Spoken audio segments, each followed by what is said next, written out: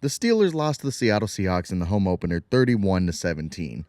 Honestly, there's not even much I want to talk about here. Everything all around was pretty much bad. DK Metcalf, one touchdown, but other than that, he was bad. Aaron Rodgers was bad. He couldn't move in the pocket. The offensive line was garbage. Troy Fautanu was bad. Broderick Jones was bad.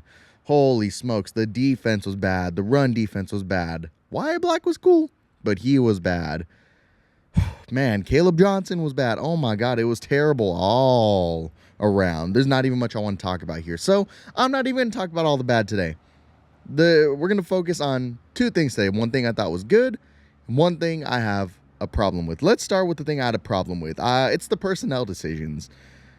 If you go back to last week, Steelers versus Jets, I look at the personnel that Arthur Smith was using. Arthur Smith was dialing up all kinds of great play calls to get the Jets out of balance, finding all kinds of random receivers wide open for Aaron Rodgers to throw touchdowns to.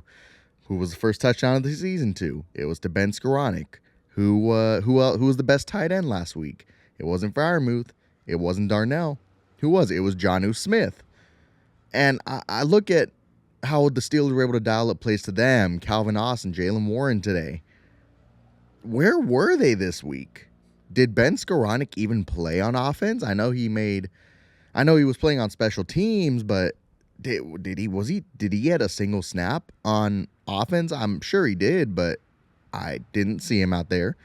Jonnu Smith was total non-factor today. Calvin Austin, one catch today, total non-factor today. Like, who was being used today? You had DK Metcalf was out there. I saw Scotty Miller out there several plays. Calvin Austin was out there several plays, but too many plays where I feel our best tight end, Jonnu Smith, was just on the bench. Pat Freiermuth really showed how he's a mediocre tight end today. He had, several drop passes today. Should have had a touchdown in the end zone if Calvin Austin didn't get in the way, but he had a drop down the sideline. We're on year 5 for Pat Freiermuth. He's just been not notable at all since his rookie year. I mean, his rookie year, I would say he was a top 10 tight end, one of the best tight ends in the game, but it's been all downhill from there. What's going on with Pat Freiermuth? I don't know. I don't know why they're not featuring the more physically gifted tight end, Darnell Washington and Jonnu Smith, right? Especially after seeing the game that Jonnu Smith had last week. I question the personnel decisions. Another reason I say that, you see Jaylen Warren play today, and we'll get more into him. You see Jaylen Warren play today and make a huge, was it a 40-yard play? And what do? They don't keep him in the game. They immediately throw Kenneth Gainwell in the game. I just imagine Arthur Smith. Oh, my God. Mike Tom, look at that play Jaylen Warren just made. You know what we should do? We should put Kenneth Gainwell in there. Why? Why are you doing that? What is it with Arthur Smith? And look, I'm not in the building. I don't know who's making those personnel decisions, but what is it with the team seeing players perform well and, not continue to feed them, right? I mean, another example. Why you brought Kenneth Gainwell in to specialize on kick returns. What? Tell me what reason? Why is Caleb Johnson returning kicks? He's been awful all year. He hasn't been good. And then you saw the absolute blunder that was very costly to the Steelers at the end by not covering the kickoff, leading to a Seattle touchdown.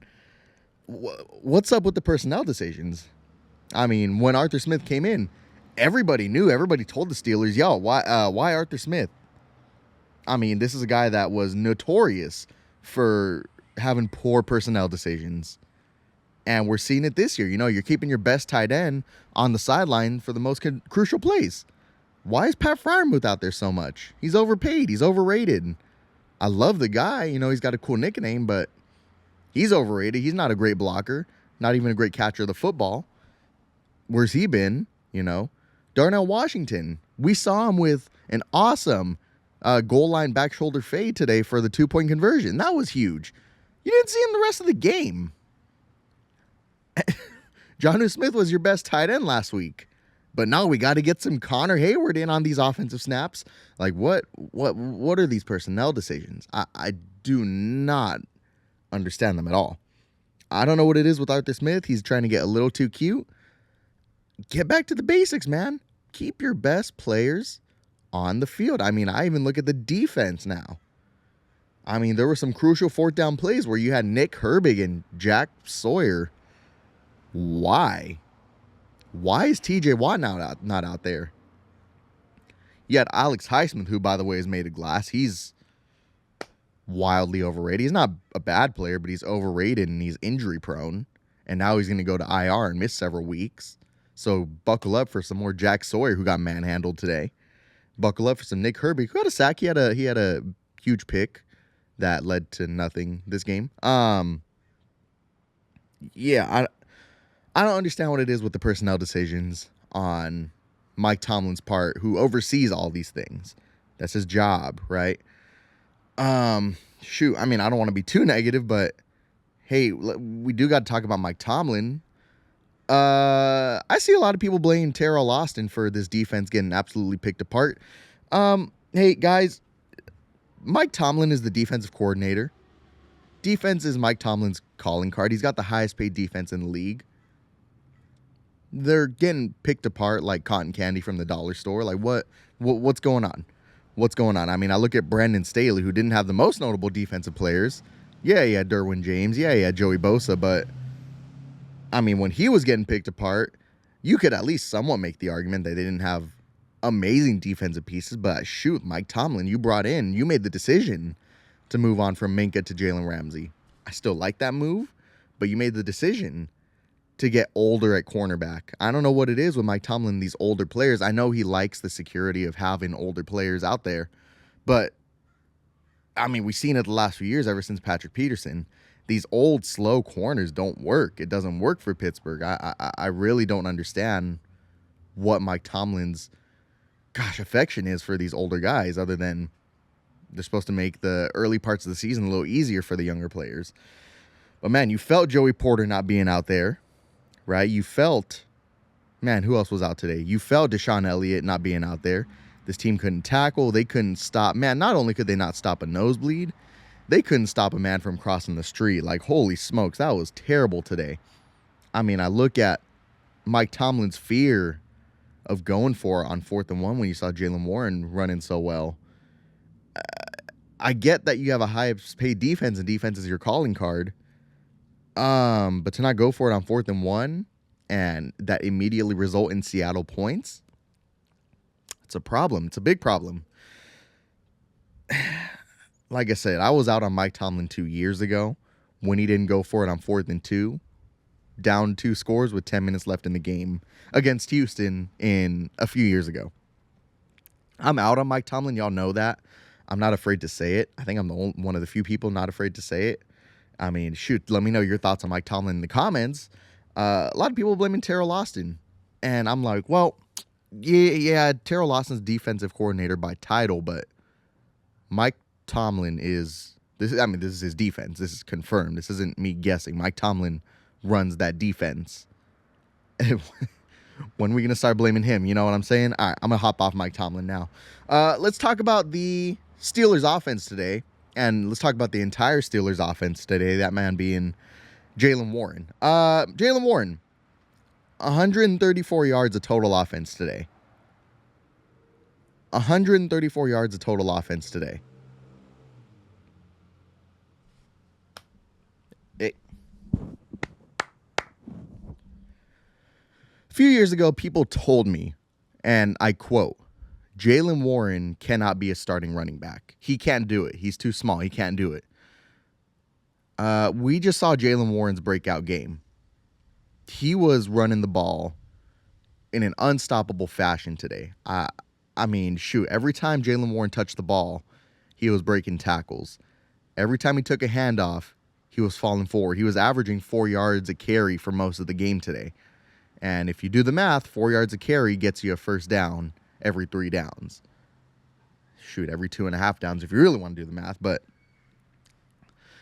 And that's where the personnel decisions play in. People told me Jaylen Warren can't be a starting running back. He not only showed you that he can be a starting running back, he showed you he can be a really, really good starting running back. That man is slippery. Nobody's touching that man. Man, he is an absolute bowling ball in the backfield. That it makes you question why in the hell Kenneth Gainwell was out touching him last week. That's not pause. It makes you wonder why in the hell Kenneth Gainwell was getting more touches than him last week. It's the Arthur Smith thing. It's the Mike Tomlin thing. I don't know what their fear is with feeding their best players, but here's the players that need to touch the ball more. Calvin Austin needs to touch the ball more. We need to scheme him open. I need to see him more going up, splitting the middle of the field for big touchdowns. We need to see Jonnu Smith getting the ball more. He is this team's best tight end. I think Darnell Washington could be in that conversation too. That man needs to be I need to see that man get some more seam balls because that man is, that's Mount Washington, man. You cannot disrespect him. Shoot, Jaylen Warren needs to get more touches. I get you got Aaron Rodgers back there and you have to throw the ball, just to keep him happy. Jaylen Warren needs to touch that ball more because, man, he's been this team's best running back, inarguably, for the last few years. Yeah, say what you want. Najee Harris never had a season without 1,000 yards. Those are volume touches, man. Jaylen Warren has some burst. Jaylen Warren's got the speed that Najee Harris doesn't have. That Caleb Johnson, by the way, doesn't have. I don't know why we're pretending he's something that he's not. We all saw his tape at Iowa. He's not fast. He's not explosive. He's Najee Harris, man. I don't know why this team's drafting running back so early. Look, man, don't pay running backs. Don't draft them early. Like, hey, man. We saw what Caleb Johnson's been awful, man. Like, Jaylen Warren is absolutely this team's best running back. He doesn't care what the blocking scheme is. He doesn't care how bad Broderick Jones is, how bad Seomalu is, how bad Fautonu's been, how bad Mason McCormick and Zach Frazier ain't been half bad. But Jaylen Warren doesn't care. Jaylen Warren is exactly what we need at quarterback. No matter what you put around him, he's going to get hundreds of yards. Jaylen Warren is and has been this team's best running back. He needs to touch the ball more. Absolutely. Alex Heisman, like I said, is out he's going to go on IR for long term. We're not going to see him for several weeks. So get ready to see a lot of Nick Herbig, a lot of Jack Sawyer. Jack Sawyer, who absolutely got, manhandled today. It was embarrassing. Peyton Wilson didn't have his best game in coverage. You'd like to see that improve. Jalen Ramsey. He's old, man. Darius Slay, he's old, man. Oh, man. I'm going to throw out a stat for you right now about the Steelers defense. Over the last, I believe it's 7 games, the Steelers have allowed 27 or more points in 5 of the last 6 games. I'm pretty sure that's the number. The Steelers have allowed 27 or more points in 5 of the last 6 games. That's a pattern. That's a problem. It's gone on for 2 weeks this year. You hope it gets better, but I've got no evidence to suggest that it will.